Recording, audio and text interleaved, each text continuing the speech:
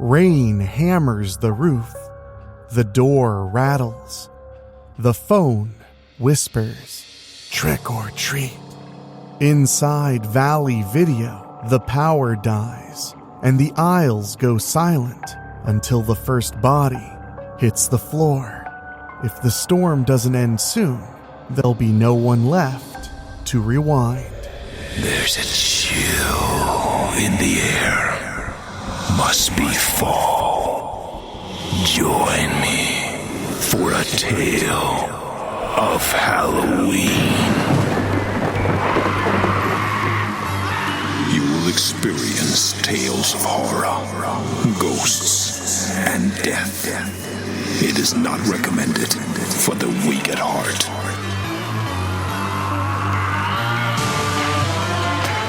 Join me for a tale of Halloween.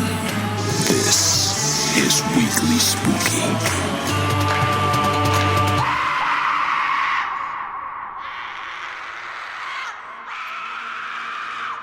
Hello, my spookies. It's your host and narrator Enrique Couto here, as we enter the middle point of spooky season with another terrifying tale to keep you in the spirit of all things to come. Make sure you're subscribed on your favorite podcasting app, because we'll be back here tomorrow dissecting the 1992 terror film Candyman. You won't want to miss it. And for those of you working long hours over the weekend, there'll be a special novella compilation waiting for you Saturday. So make sure you're subscribed. And as you may have heard yesterday, Weekly Spooky has a new supporter in Savorista Coffee, a coffee brand that specializes in decaf and half-calf, so you can keep enjoying your gourmet blends even as you stay up late, scaring yourself. Check them out at savorista.com, that's SAVORISTA.com, or check the show notes and use code SPOOKY at checkout for 25% off. Not only do you get some great coffee for late night excursions, but you also support the show directly. Thank you again to Savorista for helping us bring you the spooky all season long. But as for tonight, picture a small-town video store on Halloween night, where thunder shakes the posters and a playful voice on the phone keeps asking, "Trick or treat." Then the lights go out, and the trick arrives at the door with something sharper than candy. In the flicker of candles, friends turn into targets, and a storm turns the parking lot into a trap. Tonight, we rent some true terror, so get comfortable and make sure you always rewind. The story starts after this.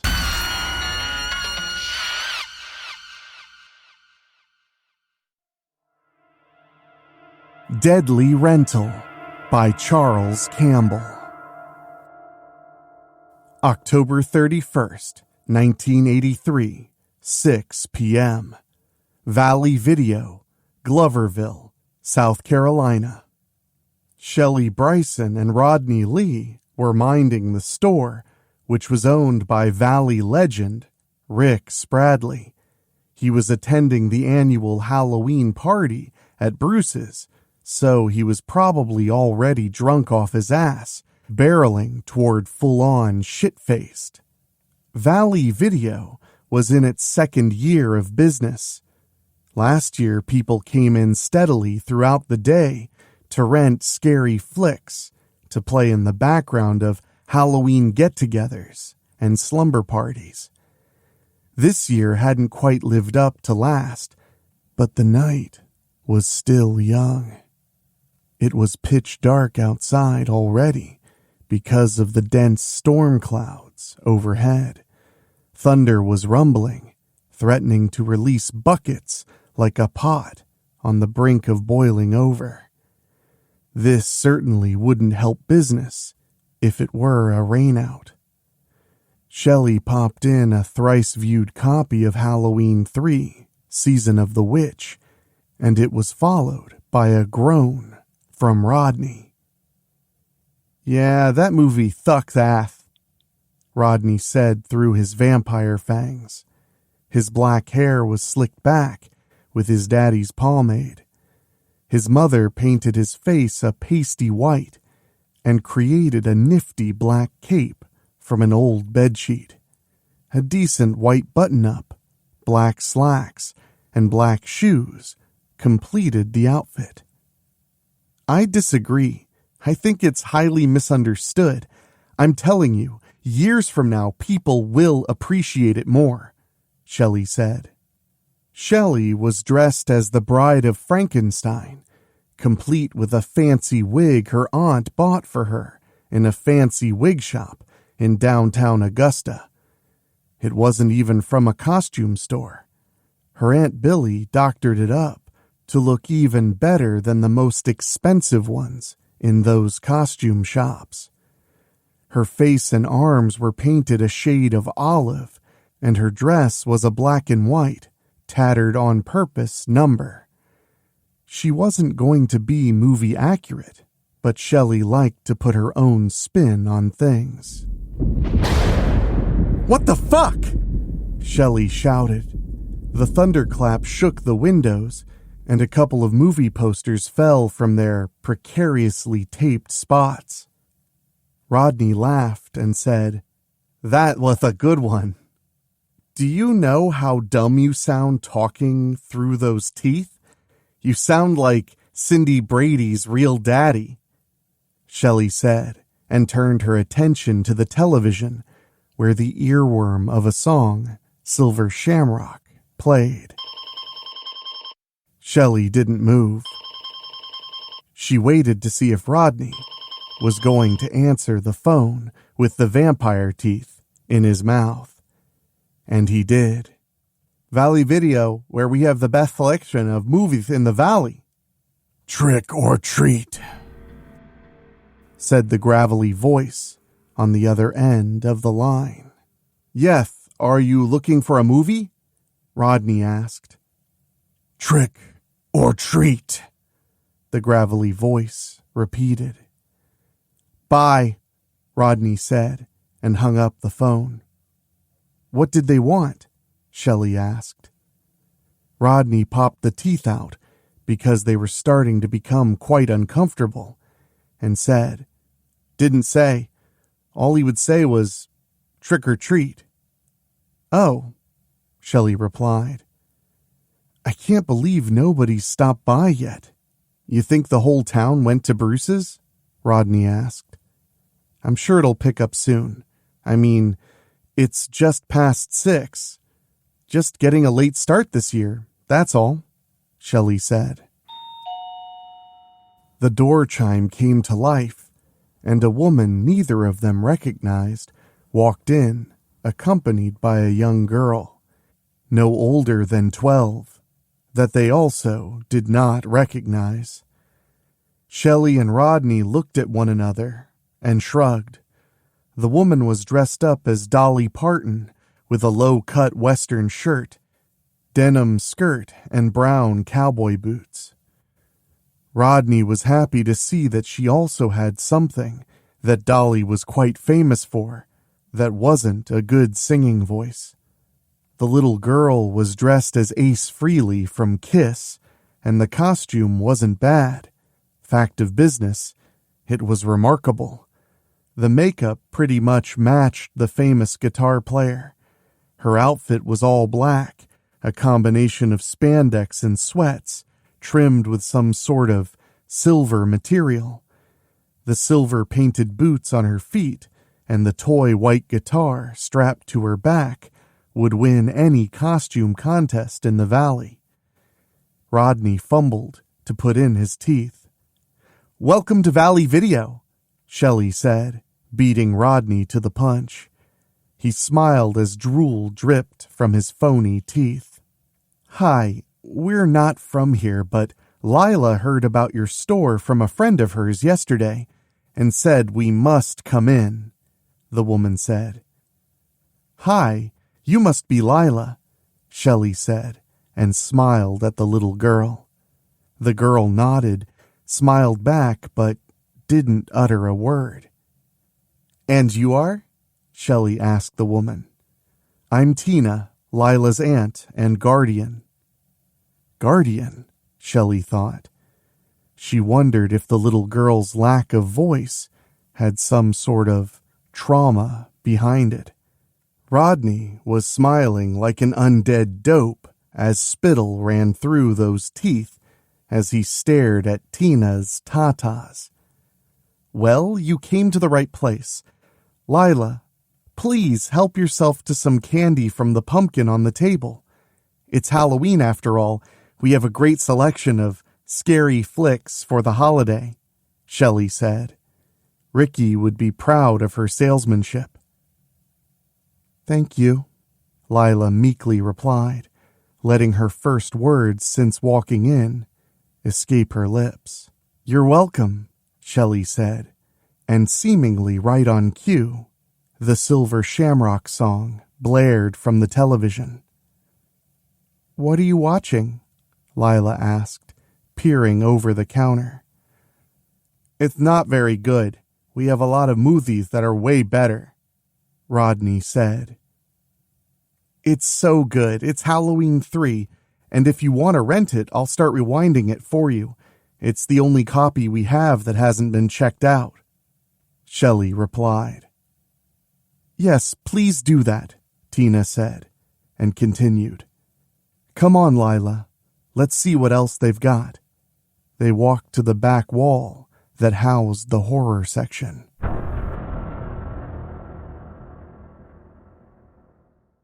"Take those teeth out. You look like an idiot.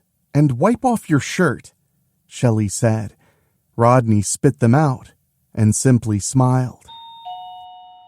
Shelley and Rodney turned their attention to the door, and a made-up but familiar face was grinning like he just ate a canary.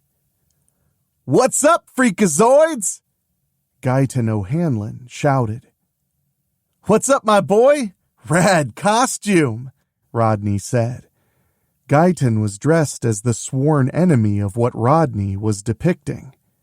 Guyton wore the garb of an impressively accurate for Valley makeup lycanthrope, more popularly known around the globe as a werewolf.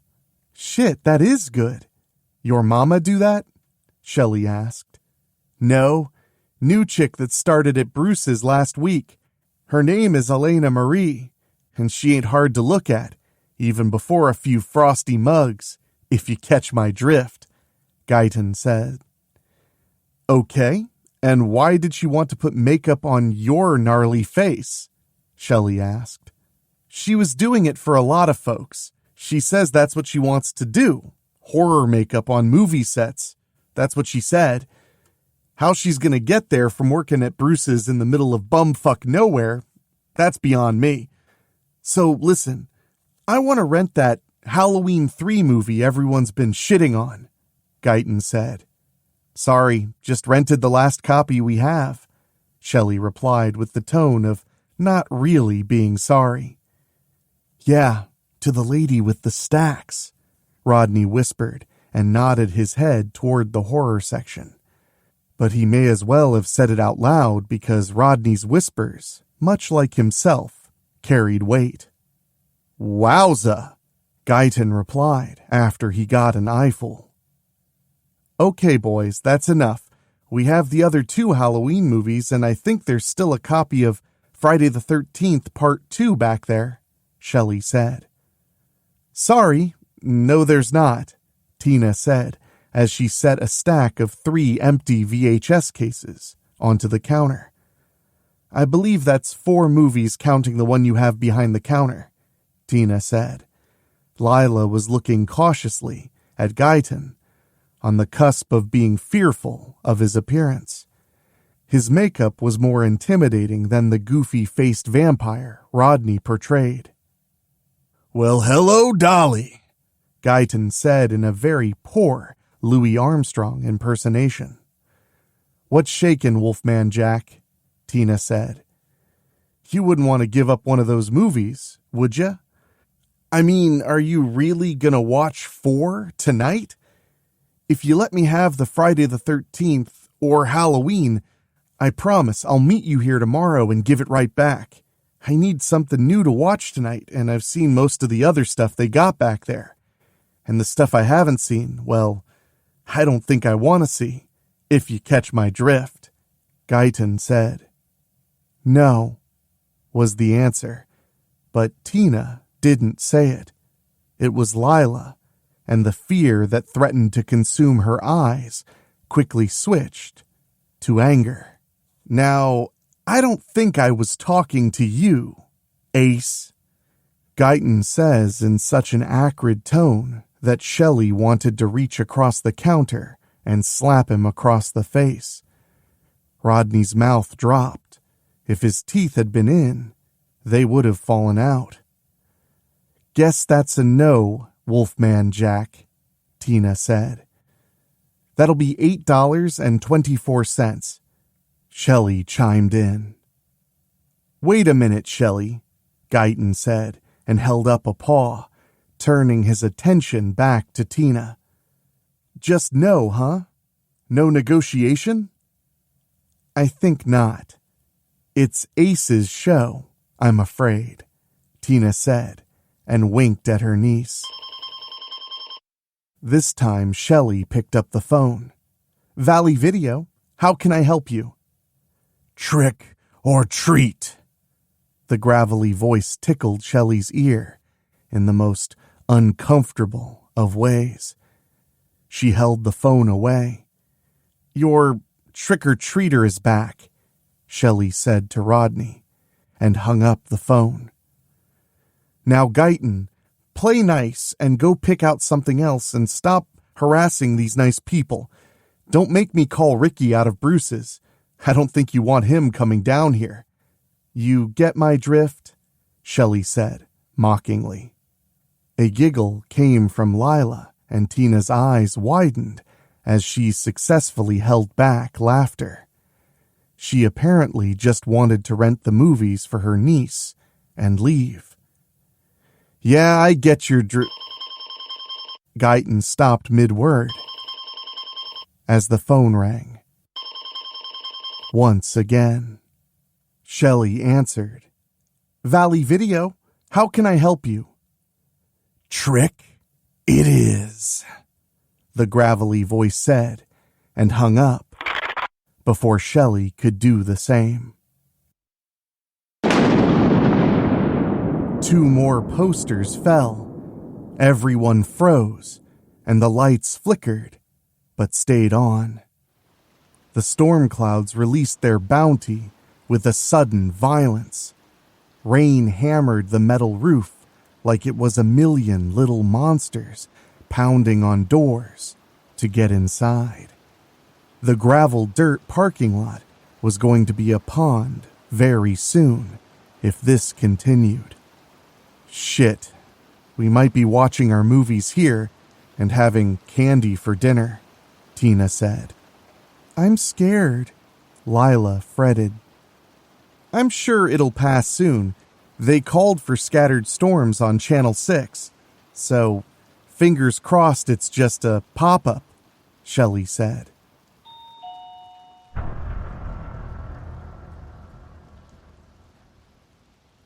Rain brought by the gusty wind flooded inside with the open door. Ginger Grant and Bill Haney stumbled in, with Billy busting his ass when he tripped on the instantly water-slicked floor. Ginger immediately pushed the door closed. Her once beautiful witch costume was a sopping mess. Billy didn't look much like Batman. The pointy ears were now floppy, and he looked more like a waterlogged rat than the caped crusader. Oh, shit, Guyton said, forgetting all about his little spat with Tina over videotapes. That seemed a lot less important in their current situation. We are so sorry. We got caught in it. We were walking to Bruce's because Billy didn't want to drive because of the alcohol and all, and then the bottom just fell out," Ginger said. "I'm glad you got inside. It sounds brutal out there. You all can just ride it out in here. I was just saying that it's probably only a pop-up. Ginger, come with me to the back. I've got something for you. Sorry, Billy, I can bring you a towel, but that's about the best I can do for you," Shelley said, and led Ginger to the back office of the store. "Damn it all to hell," Billy said. He looked up and noticed Tina and Lila for the first time. "Oh, hi. Sorry, I don't think I've seen you around. I would say I'm Batman, but I'm pretty sure his suit wouldn't fall apart in the rain. I'm Billy." "Yep, we heard. Glad you didn't drown. My name's Tina, and this is my niece, Lila." Lila gave Billy a finger wave and a curt smile. Billy smiled back and tried not to stare at Tina's cleavage. "Hey, Rodney, Ricky got you working tonight, huh?" Billy asked. "Yeah, he got us both working because he thought it might be busy." "Guess the joke's on him," Rodney replied. "Yeah, I guess so," Billy said. There was an awkward silence for a couple of minutes until Ginger and Shelley returned. "We're back. Shelley was a lifesaver," Ginger announced.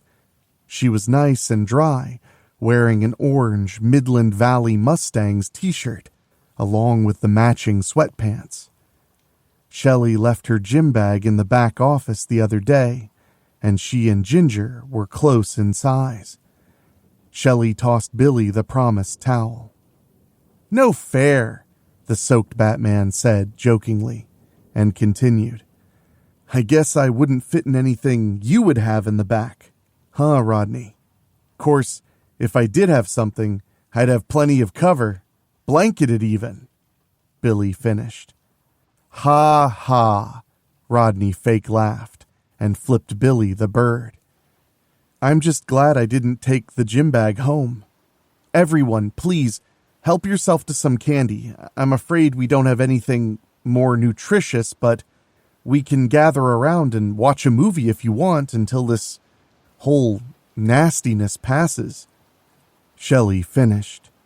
Another thunderclap shook the windows. But the remaining posters stayed in place. "If we watch one of ours, can we pick another to replace it?" Lila suddenly asked. "No," Rodney began. "Of course," Shelley interrupted.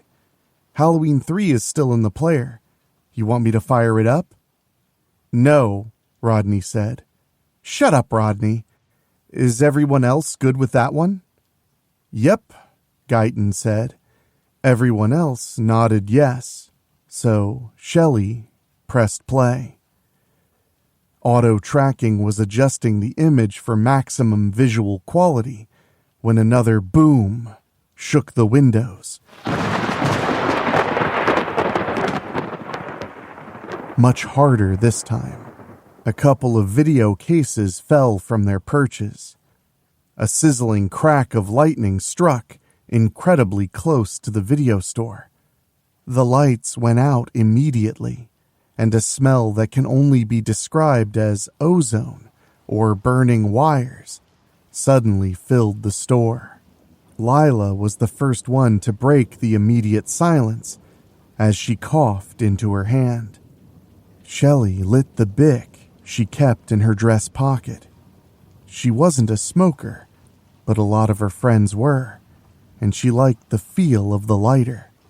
Something that you may need in a pinch that was easy enough to have on you at all times. "Okay, we're okay. This shit is no joke," Shelley said, and continued. "I'll be right back. Rodney, come with me. Ricky has some taper candles in the back somewhere. A whole box of them that Darnell brought in a couple of months ago. For what, I have no clue, but we need them now, so come and help me. Everybody else, you're gonna be in the dark for just a little bit, but light is on the way." Shelley finished. She held the bic in front of her as Rodney followed, closely behind. I don't like this, Lila said. It's okay. It's just a bad storm, that's all. We're safe and dry. We might need to rent a boat to get out of here when it passes, but we'll be fine, Tina assured her niece. Wonder if the power's out at Bruce's, Billy asked. Probably. I bet all of Gloverville lost power with that last strike, Ginger said. Well, looky there, Guyton said, as Shelley and Rodney appeared from the darkness of the back office, looking like monks holding lit candles. All right, everybody gets one.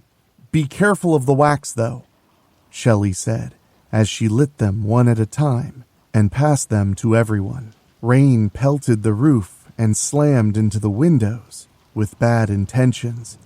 The wind picked up and the metal roof sounded as if it were a musical instrument being played expertly by a supernatural force, threatening to peel it right off and send it into the night sky.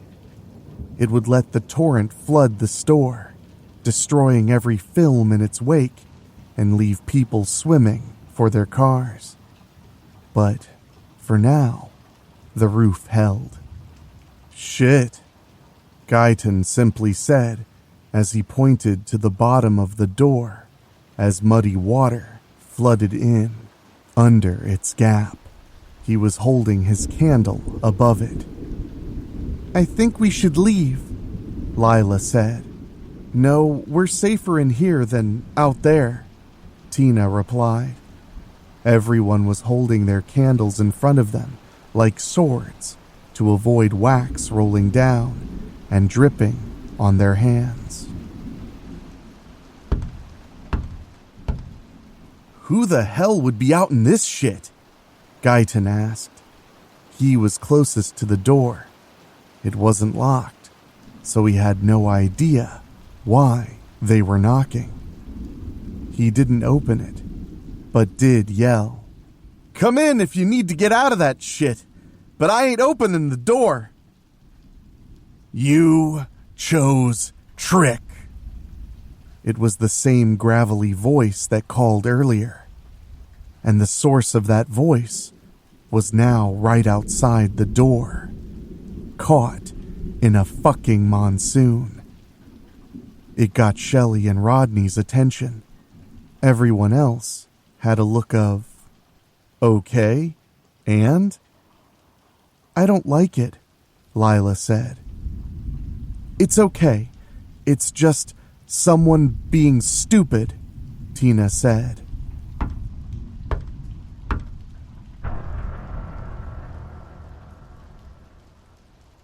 Just come in already, Billy shouted.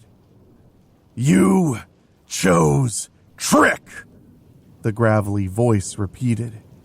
Billy, the wet knight, suddenly felt an uncontrollable anger.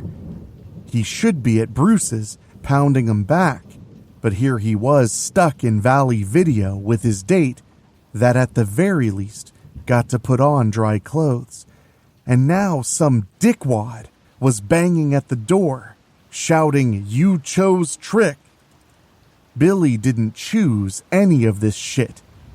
He marched to the door, and his feet sloshed in the water rushing in. Hey, jerkface, I got your Trick in here. Come on in and get it. Billy jerked the door open.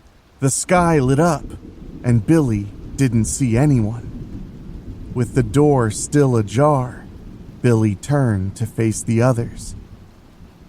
Guess he didn't want to get wet. Everyone stared wildly, with their brains not quite comprehending what just happened, until Ginger's shrill scream filled the room. Billy's body lay in front of the wide-open door, and his separated head was face down in the puddle on the floor. Blood was spurting out of what was left of Billy's neck. Rodney picked up the phone and, just like the power, It was dead. "You got a gun behind that counter?" Guyton asked. "Nope," Rodney answered. Ginger was shaking hysterically, trying hard to gain some sort of composure. "We need to get out of here, right fucking now," Tina said. I'm not going near that door," Lila moaned. "Me either, not without some kind of weapon," Guyton said. "A bat. Ricky keeps a big-ass aluminum bat in the office," Shelley said. "Well, go fucking get it," Guyton commanded. His attention was on the still open front door.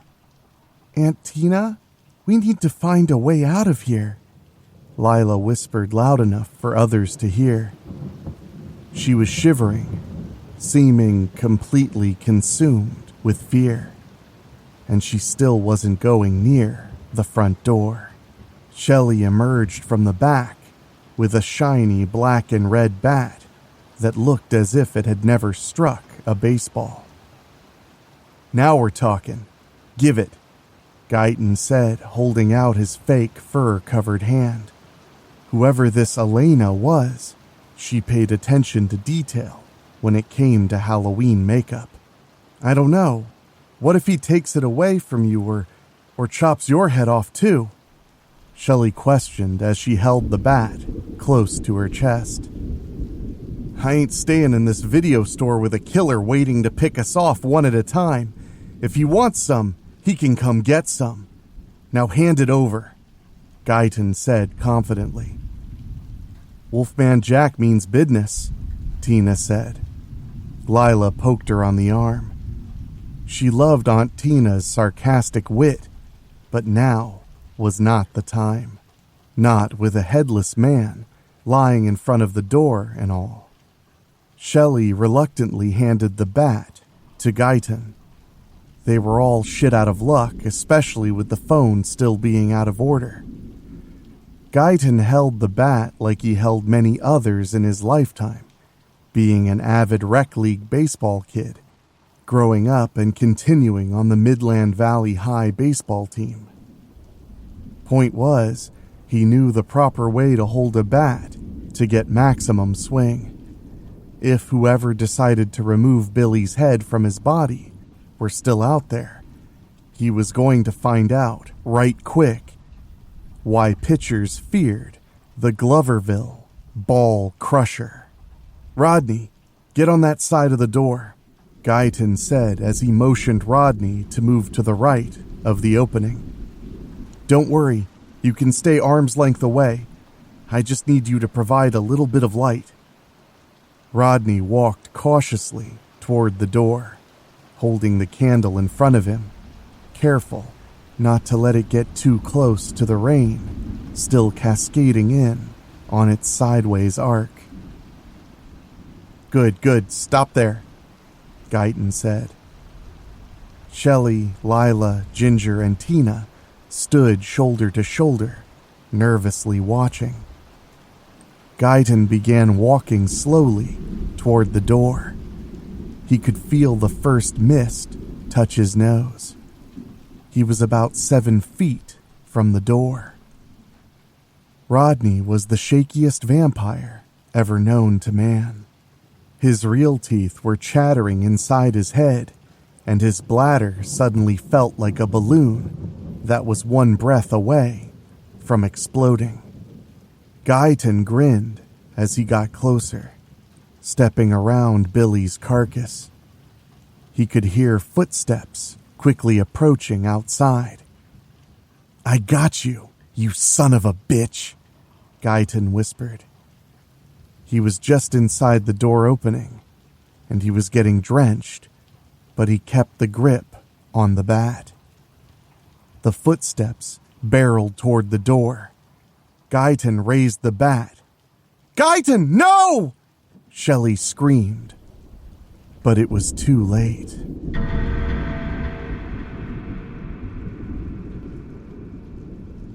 He swung the bat with the force that gave him his Ball Crusher moniker, and it found pay dirt. The sickening crack of bone against the bat sent painful vibrations up his forearms. It was a vastly different sensation than hitting a baseball solid.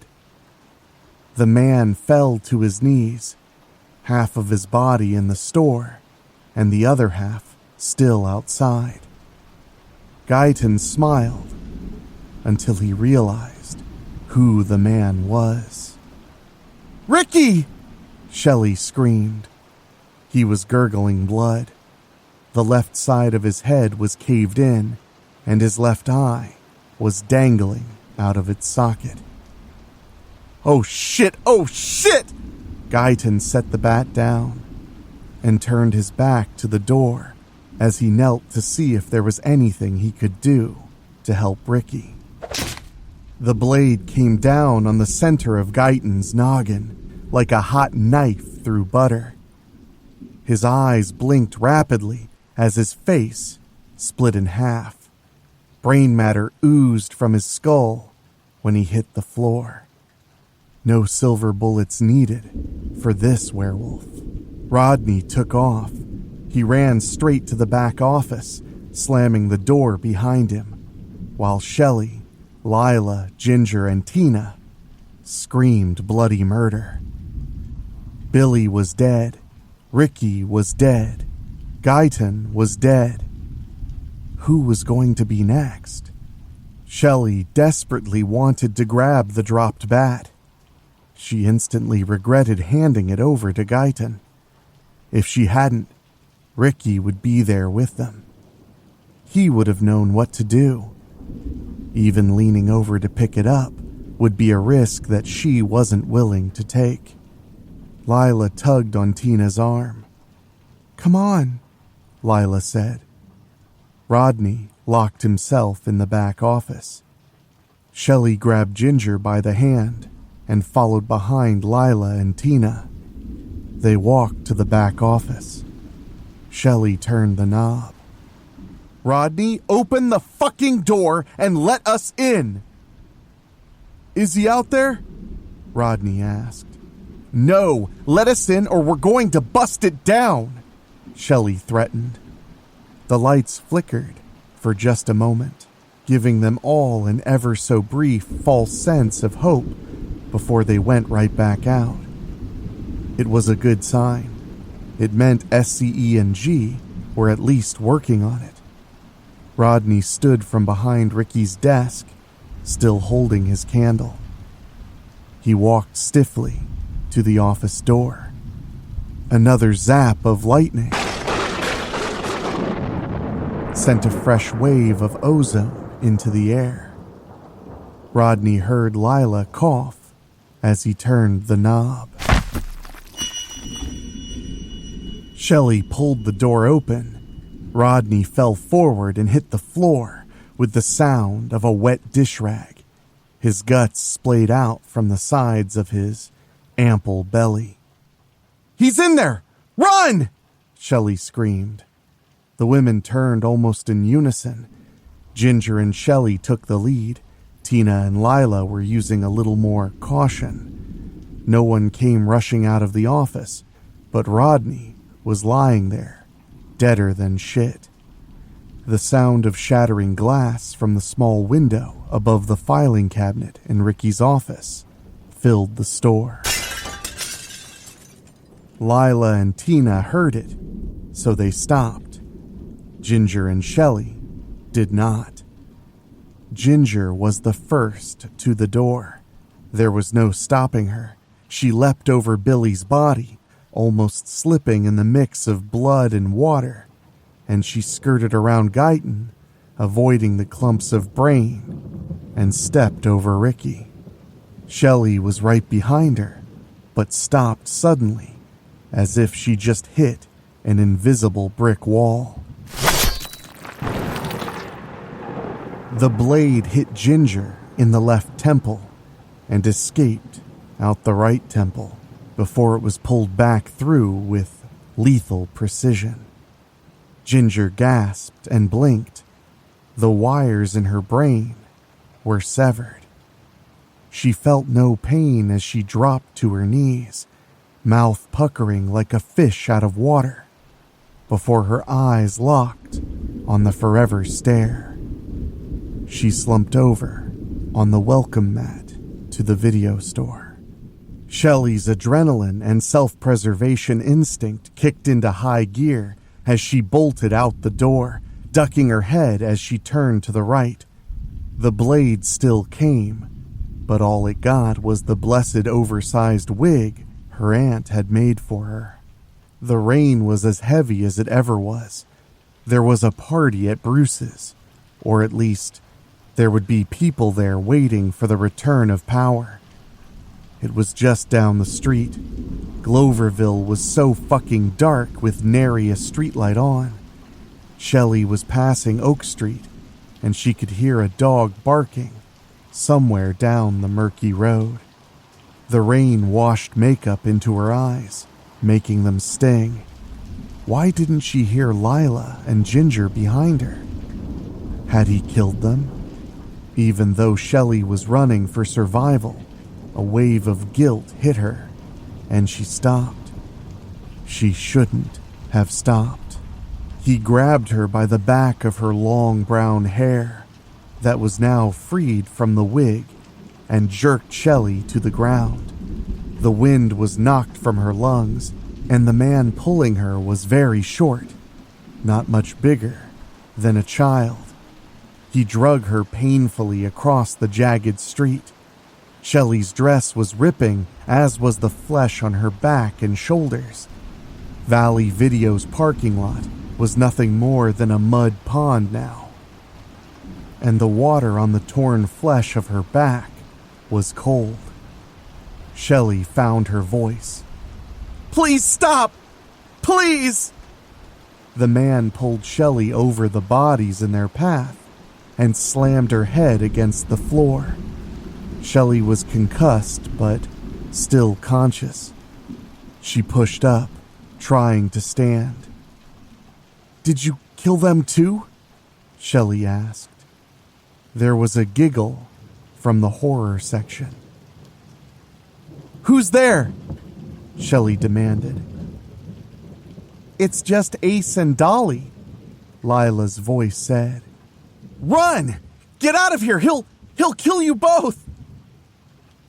"Oh no, he won't," Tina's voice said. "What?" Shelley asked. "You chose Trick," the gravelly voice whispered in Shelley's ear. Shelley was gone. "Lila, get your brother. It's time to go." "Don't forget our movies," Lila said. "Oh yeah, good catch," Tina replied. "Charlie, come on. It's my turn next year. Remember that," Lila chided. "You did so good, Charlie," Tina said as she pulled her nephew's bald head into her bosom. The scales on his face felt sandpapery, but Tina didn't mind. His ninja outfit held up quite well in the chaos. She was so proud of both of them. Lila was becoming a great actress.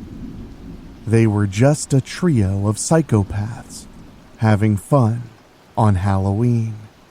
Life couldn't get much better. The rain suddenly stopped. Charlie held the sword in one hand and took his sister's with the other. They left the store. It would be a new town next year. Would they choose Trick or Treat?